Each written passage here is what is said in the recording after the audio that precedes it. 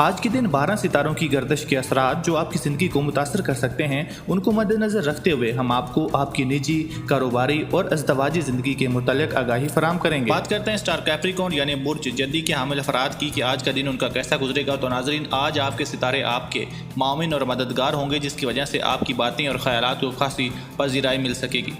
लेकिन ये सब होने के बावजूद आपको दूसरों की बातों को बागौर सुनना होगा और उनकी राय को भी अहमियत देनी होगी। आप के लिए बेहतर होगा कि आज अपने अहम मामलात को हतमी शक्ल देकर ख़त्म करने की कोशिश ना करें, वरना बाद में गलती सामने आने से मुश्किल हो सकती है। आज आपकी अपने शरीक हयात के साथ अपने मौजूदा ताल्लुकात को बेहतर बनाने का मौका मिल सकता है, इसलिए आपको तैयार रहना चाहिए और फ़ायदा उठाकर सैर व तफरीह का मनसूबा बनाकर शरीक हयात को साथ ले जाएँ और अपनी ज़िंदगी को खुशगवार बनाने की कोशिश करें।